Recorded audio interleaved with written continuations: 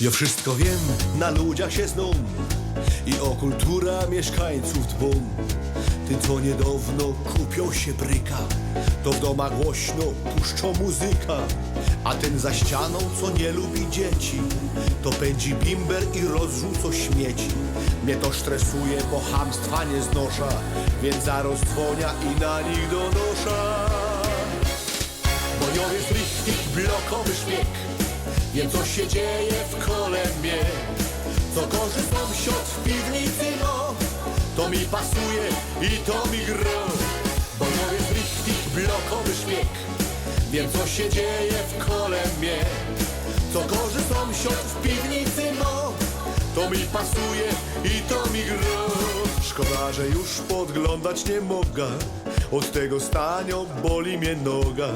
Siedza się w oknie i podsłuchuję, a potem wszystko skrzętnie notuję. Każdego dnia rano z tobą do boju, to mi zostało z tamtego ustroju. Kiedyś za młodu w Ormo służyłech i za szpiega się tam szkoliłech. Bo ja jest richtig blokowy szpieg, wiem co się dzieje w kole mnie.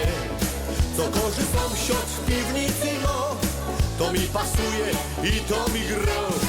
Bo ja jest richtig blokowy szpieg, wiem co się dzieje w kole mnie. Co gorzy sąsiad w piwnicy, no to mi pasuje i to mi gra. Teraz się wszystko wokoło zmienia, nikt mej profesji już nie docenia. Ja tego zmieniać nie potrzebuję, więc dalej chodzę i podsłuchuję.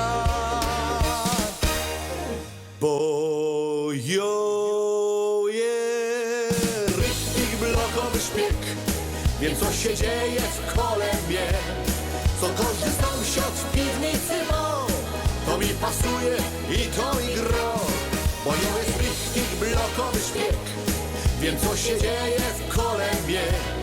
Co gorzy sąsiad w piwnicy, no to mi pasuje i to mi gra.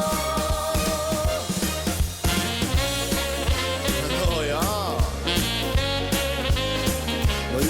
lubię. No muszę wszystko wiedzieć, to jest dobra robota. No a po co, że się tego uczą, no.